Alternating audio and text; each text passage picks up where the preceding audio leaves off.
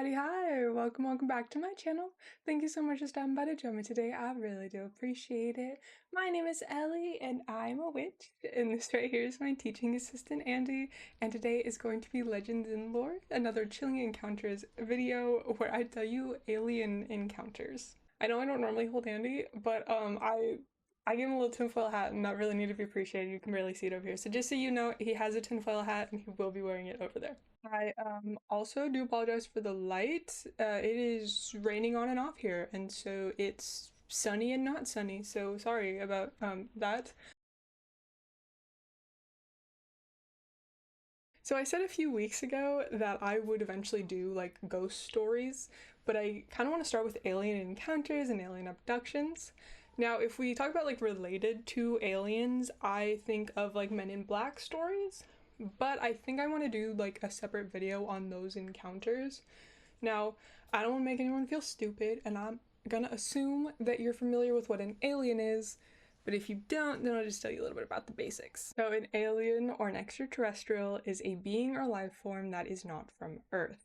The life can be as simple as a prokaryote to an intelligent being. There are depictions of them being both more advanced and more primitive than humans, though it is more commonly accepted that they are far more advanced than us. Some people believe that aliens have visited and still visit Earth. In the past, they are thought to have helped humanity create works like the pyramids or the Nazca Lines. In modern day, the belief is they mess with humanity and even kidnap people and experiment on them. That is the very basic info dump about aliens, and I will include links to sources if you want to research more for yourself. But let's talk about stories from real people. First time I ever tried to write this down, first time telling anyone outside of the family. I'm leaving out time and location and some other details because I'm scared of what might happen with it publicly, I guess.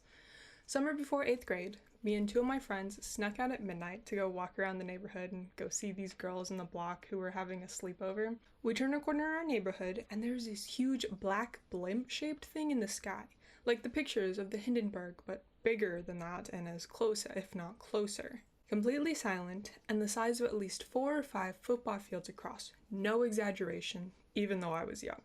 We stare at it entranced, asking each other over and over again if we see it, which we all agree that we do, standing there, frozen in one place.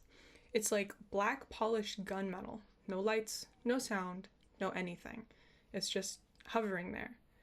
And then I don't know what happened, but time clearly jumps. Next thing I remember is the craft, ship, government experiment, whatever the hell it is, has gone, and there's a tiny glowing white barbell thing in the sky, seemingly slowly falling to Earth with wisps of smoke coming off it.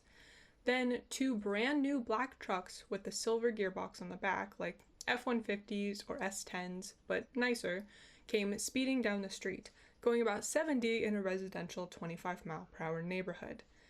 Then, after that, I remember walking home to one of my friends' houses and going to bed. At that point, it was like 5 or 6 a.m. and the sun was coming up. We all made a promise to tell my dad in the morning because he worked for the city, but we never did. I don't know what happened later in life to one of my friends who was there, but the other was my best friend, and we sort of made an unspoken pact never to talk about it. Don't know how or why we did that. We all grew up, and I sort of lost touch with him too. We did reconnect over Facebook and such over the years, but it was like there was something between us neither of us wanted to touch or talk about. Looking back on it now, there was no way we could have been the only ones to see it. It wasn't that late at night, and it was over a heavily populated suburb of a major city. The idea of this has always scared me more than any sort of possible abduction scenario, that there were others and we're all voluntarily suffering a sort of collective amnesia, except in how we're not. I've thought about hypnosis, but that scares me too, plus I'm not sure if I trust the results. I was just a kid then, and I'm not sure if I could trust the hypnotist. What I do know, again, is that there's no way it was just the 3 of us who saw it. We're talking a huge hovering in the sky directly above hundreds of houses just after midnight on a summer weekend night. But nothing on the news, nothing in the paper, nothing on TV, no word spoken about it ever by anyone.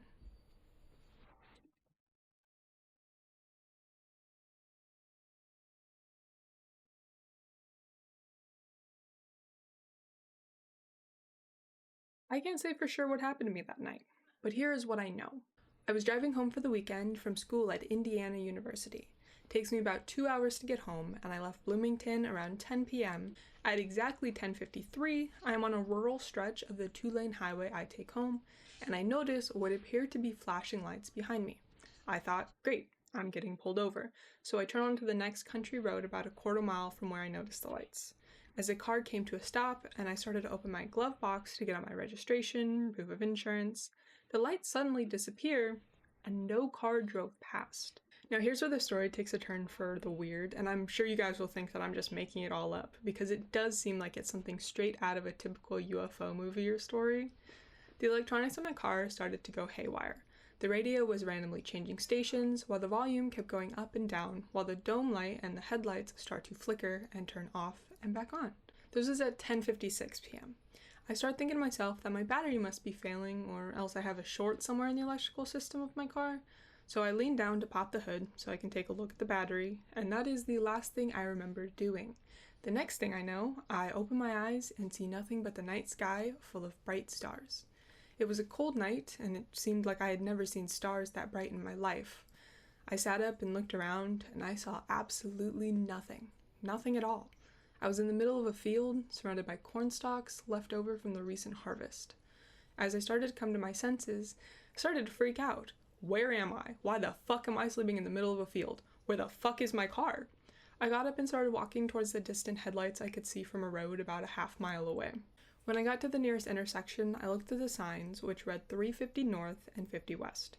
I was half a mile away from my car, which was just right off the main road. I started walking towards the headlights I could see on the main road. I can't say how long it took me to walk the half mile, but it couldn't have been more than 10 or 15 minutes.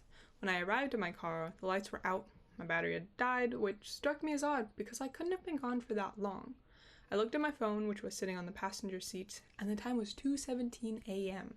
Over 3 hours had passed since I turned off onto the side road for the flashing lights behind me. I remember sitting in my car, completely dumbfounded, wondering what the hell had happened to me. After about half an hour of just sitting there, I remembered that my battery was dead, so I got on the phone and I called AAA to come out and give me a jump. It took about an hour for them to get out to me since I was a good distance from the nearest town, during which time I just sat in silence, running through the possible scenarios in my head concerning what had happened. To this day, I couldn't tell you what really happened to me that night. All I know is that I can't think of any plausible explanations as to why I woke up half a mile away from my car in the middle of a cornfield more than 3 hours after I had stopped. I have only shared this story with one other person, my uncle. I'm sure people would either look at me like I'm crazy or they would call bullshit on my whole story. And I can't blame them. If someone came up to me with a story like that so closely mirrored the stereotypical encounter story, I probably wouldn't believe them either. Throwaway account, because I'm afraid. I was first abducted in 1987. I was 12 years old. I say abducted, but it's not like that. Actually, you go willingly. It's scary, but it's exciting too, and they're somehow able to make you feel okay about things. It's not until later that you feel bad or like you've been violated. They don't do a lot of probing, like raping or anything like that. That's Hollywood nonsense. They look inside of people sometimes, but they have machines to do it. Not really machines, but it's like a room where things get done and the walls are... It's hard to explain. So just imagine that all the walls are kind of like x-ray machines. That's the easiest way to describe it. Sometimes there would be others there, and they would be looking into them, or they'd put them under and cut them open, but not usually. They took tissue samples from all of us, I think, and they never put you under or give you any anesthesia or anything. They just poke you. With like those things they take samples off the ocean floor, like that, but really small. They pull out chunks of you. It's usually done on the butt or the lower back. Mostly they just talked with me. Just questions, and they'd show me things like television shows and things, and they'd ask me questions about them. I think the walls measure our reactions to things too, same as they take x-rays. I don't know that, but it's the feeling that I got. They never let you ask questions about what they're doing. Even once I got friendly with a few of them, they just don't like it when you ask them questions. They hate it. You can't understand their language, but it sounds like, I'm positive that we'll never be able to communicate with them in their language. I should mention that these are all grays that you hear about, except they aren't gray. They're all sort of beige, and it's clothes anyway. They aren't naked. I don't know if there are others. People say there are, but I've only met these. Anyways, you can't understand them, but they can understand you. And they can put thoughts into your head, but they can't hear your thoughts. You have to speak to them. They cannot hear very well, or at least they're not good at understanding English, so you have to speak loudly and slowly. I don't know if they understand other languages, but I'm pretty sure they would. They're interested in all of us, in everything that goes on. They like a lot of things about our culture, too. They like some of our music. Bluegrass is their favorite so far as I've seen. They like it a lot. They love that African instrument that looks like a gourd with 13 strings. Love it. But they cannot stand horns or horn music, so they hate classical music and jazz. I think trumpets sort of sound like their language. It's a feeling that I get, but I've never been able to ask them. They've taken me up about every 2 years, I'd say, since 1987. Just about. Sometimes it's more often, and I didn't get up at all between 1995 and 2000. They usually keep me for what feels like a day, but it turns out to be about 4 hours, usually. The longest I stayed up with them was 3 weeks. During that time, they made me make phone calls and keep up appearances. They really aren't bad. Well, I was gonna say people, but they're not really bad people or whatever. The two that I got sort of close with that told me to call them Jack and Gina. I don't know if they're male or female, or even if they have different sexes, but I know that those aren't their real names. Those are just the names they told me. They will make contact with Earth on a wide scale in 2021. That's the year when they'll land here, or colonize or whatever. I'm not exactly sure what their plan is. They don't seem to be evil or dangerous. Their planet is, so they've told me anyway, a very long way away. They couldn't explain to me how far. They said because it was too far for me to understand, and it was also close to the side. I have no idea what that meant, but it's always stuck with me. Home is too far away for you to understand, but also close to the side. We don't have anything that they want, so they told me. So I don't really know why they come here, or why they've taken so many of us, or why they've gotten to be friends with me. They do not have any religion, and they don't need oxygen or water, trees or anything, I don't think. They don't eat people. I don't think they want to breed with us or genetically engineer us. I don't know what they want, but they've been coming here for, I'd guess, 10 or 20,000 years. I'm not very good about history and Upper Paleolithic and all that, but they've got videos of all sorts of stuff, and they showed me videos of Neanderthals and Cro-Magnon, which really were just like humans, except they had black skin, way less diversity, and all sorts of other human-like things. And they showed me videos of the pyramids being built and this huge stone building that I guess is lost somewhere or destroyed, but it was in Europe. I could tell that from the video. They have videos of them talking with all sorts of people all throughout the history of Earth. They showed me some of them and asked me questions about them, but I couldn't understand any of it because I only speak English. And even English from 200 or 300 years ago is so different that I could hardly understand. So I told them that they probably knew more about it than I did. I was up 3 weeks ago. That was the last time. I'm pretty sure that I'll go up again in a couple of years, but I'm not sure after that. The whole program, or whatever they call it, is going to change in July 2021. I think they said the 8th, but it also could have been the 18th. I wasn't hearing very well.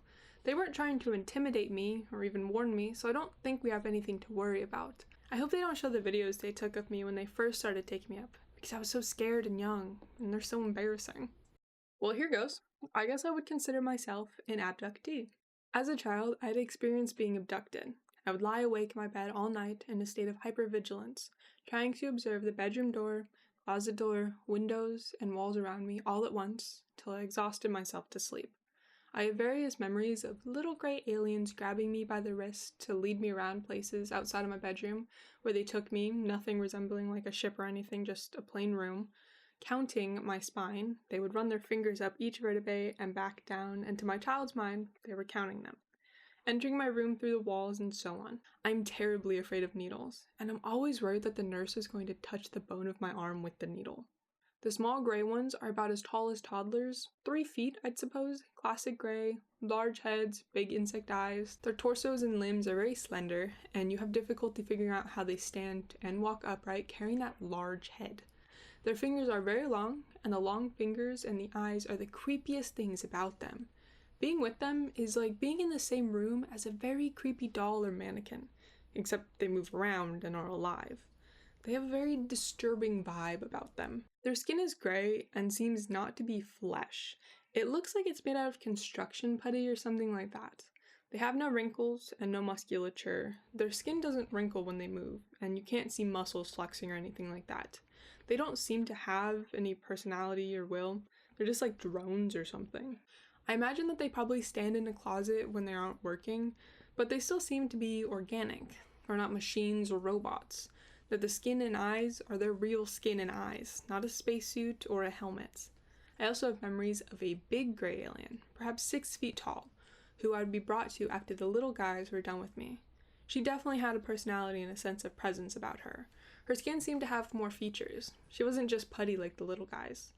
I don't know how I thought she was female, but perhaps her features were more slender. She would look into my eyes with her large eyes, and she could see all of my thoughts. I could sense her in my head. She would do things to me, clearly as an attempt to get me to believe them or buy into them. I could recognize them as not being my thoughts, but she didn't seem to care. Trying to push against her will is like trying to push a car in neutral when it's coming down an incline. The car pushes you instead. Having her in my mind was a very disempowering experience, and I would almost liken it to rape, but I don't know what rape is really like, and I imagine it's way worse. But I'm trying to give you an idea of what it's like. It's not cool or fun at all. Someone else in your innermost sanctum, your own mind and thoughts, and you didn't invite them. You don't want them there, and they're just doing whatever the hell they want. At various times, she told me, telepathically, don't make too much trash or people will get sick, and stop cutting down so many trees. She also told me, we're very grateful for your help. You're a big help to us in our project, and don't tell other people about us because they can't see us and they will only get upset. She tried to make me feel positive about me being there, but I wasn't having any of it. I only wanted them to take me back home. I had no idea where I was. It's like when you're a kid and a teacher tries to encourage you for doing something you don't want to do, like sweeping the floor or picking up after yourself. You did a great job sweeping, you're such a big help. You don't give a shit about helping the teacher, you just want to go and play or whatever. Well, I didn't care what the big one was saying. I just wanted to go home. They've never told me any secrets of the universe, and I've never had an alien hybrid or non-gray experience. For what it's worth, I've had sleep paralysis experiences, and to me, these are different. Just like a dream is different from a nightmare, and a nightmare is different from sleep paralysis.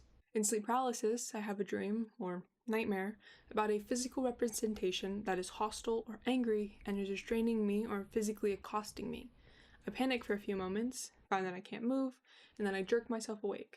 Once I'm awake, it fades away pretty quickly. Just like a nightmare becomes not so real when you wake up. With alien abductions, I don't find myself knowing that they've happened. I just wake up feeling like complete shit, maybe several days in a row, and I might have daydreams about aliens or remembering scenes from alien abduction shows. Sometimes I wake up in the early morning with the sense that they just left. I won't be able to sleep for hours, and I'll be very aware and afraid of doors and windows. I'm a grown man, and when this happens, I'm not able to fall back asleep for at least an hour. As a kid, I remember finding an alien abduction book in the library, and it was like a door had been unlocked. My mom took us to McDonald's afterwards, and I finished the book there. I couldn't put it down, and for the next 3 days, I was in shock. It was like confirmation that they were real, that other people did know about them, and that I was never really safe from them. After that, as a teenager, I got my hands on all the alien abduction books and shows I could find. They scared the shit out of me, but I had to keep reading them. I have strong opinions about depictions of gray aliens, and there are some I consider to be very accurate, while others are more like a stylized representation by someone who has never seen them. Basically, the more realistic or human they look, with facial features such as cheeks, septum, nose, wrinkles, or under-the-skin musculature, the less authentic it seems to me. Also, the eyes must be completely insectoid, wrapping around the sides, not forward-facing or ovals like a human's. I suppose a wasp or mantis would be the most alien-like eyes out of all the insects. There are certain cats I've seen that have an alien-shaped eye. In my 20s, I started seeing a therapist. I have depression, and during some really intense sessions, I recalled the memories of the aliens, the specific memories I outlined about. I don't believe the memories were blocked or anything, I just never dared to ever recall them, because the whole thing is so terrifying. I believe it's a form of PTSD. It really does interfere with your sleep and mood. After that session, I was shaking so bad, the therapist wasn't going to release me or let me drive. She had to walk me through breathing exercises to get me to calm down. If I were someone other than myself, I would be completely skeptical and conclude that the alien abduction experience is just another type of sleep paralysis, or that reading too many scary alien books will corrupt your mind, or that this is a cover memory for sexual abuse. But why would you dream up aliens? They're small as toddlers and frail looking. They never touched me sexually anyways. But me having the experience I had, I just can't believe it. Even if they devise an experiment where they hook up people to machines and have brain waves proving that certain types of sleep paralysis is the alien abduction phenomenon, I would still believe they were somehow real. Because the experience feels real, even after you wake up, not like a dream, nightmare, or sleep paralysis. I don't believe that aliens or organic creatures that evolve on another planet and fly here in advanced ships. The physics of faster than light travel just don't work. The only explanation I can come up with is that either they are creatures that can travel interdimensionally, perhaps they come from another dimension themselves, or they exist as independent entities in human consciousness. I know both of those are too crazy to really be an explanation, but to me, those creatures are more than nightmares. I know that on a logical level, this is some kind of nightmare or brain disturbance, but let me tell you, the people that suffer from this really do suffer. Some people made up names for this, post-abduction disorder. They aren't trying to say that the abductions are real, but just trying to help people who suffer from this. Of course, it's not taken very seriously, and I understand why, but I do wish sufferers could talk more freely about it without fear of ridicule or dismissal. I know it sounds completely crazy to people who haven't suffered it. This is the most I've ever told anyone about it. I'm not interested in going to any groups or anything. My suspicion is that they are convinced of their government cover-up. I'm not interested in conspiracy theories. I was an air traffic controller, tower, in the Air Force, and one morning, I think it was about 1972, and I was a crew chief on duty on midnight shift along with one other controller. It was daybreak and almost time for shift change. When I look up, there was a metallic object crossing over the field and moving fast. I couldn't make out what it was, but I knew for sure it wasn't an aircraft. I called down to radar and asked if they had seen anything on their scope, and they replied no. The other person who was working with me was asleep on the floor since it was slow, no traffic at all.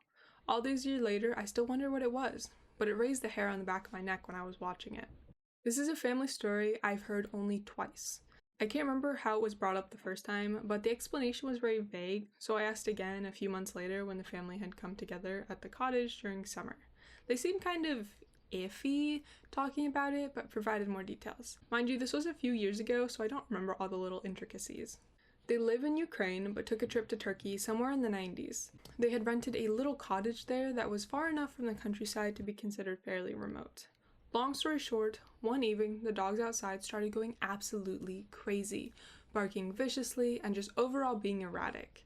One of them, my grandmother's brother, I believe, went outside to check what was going on and saw what they can only describe as a UFO nearing their cottage, pretty high up in the sky, but lowering a bit as it came closer. He called for the rest of the family to come and see it, and to this day, they can still confirm what they saw.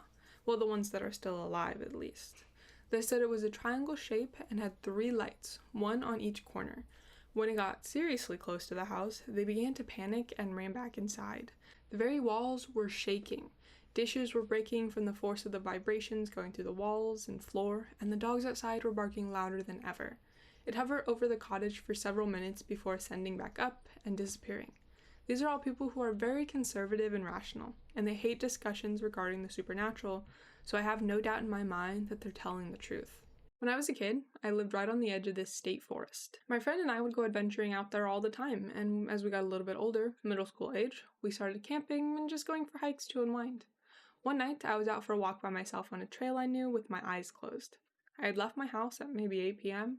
I sat down in a small clearing after about 20 minutes of walking and stared up at the stars at what I thought was an airplane, until I realized it wasn't moving, but slightly pulsing.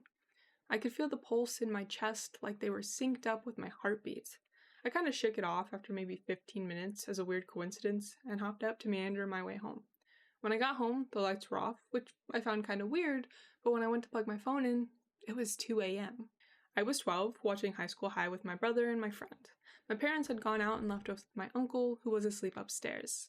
We paused the movie and gave my friend some money to go to the corner store about 2 minutes away because they had glass-bottled Cokes. About 20 minutes later, and he hadn't shown up. I wondered what took him so long, so I stepped outside to see if he was coming. As soon as I did, probably about 50 or more feet directly above me, I saw the bottom of a spinning UFO. It had about 12 or so spinning lights. I stood there in awe for about 10 seconds until I realized what the fuck I was watching. At that point, I called my little brother out to see it. He came running out and asked me what it was. I said I didn't know. Then in the snap of a finger, it went about 60 feet at the same height to my right over my apartment's parking lot. I ran over to it barefoot because I didn't want to lose sight of it. As soon as I got under it, the thing just zoomed straight over these other apartments and into the sky in another snap of a finger. I will never forget the speed. It's what made it real for me. The UFO truly changed the person I was. And that is all that I have for you today. This one was a fun one, I'll say. Goofy. I believe in aliens? 1,000,000% yes. It's stupid to think that we're the only life out there. Sorry if that's what you believe, you're stupid. But I think that there are aliens. Do I think they visited us at any point? Not necessarily.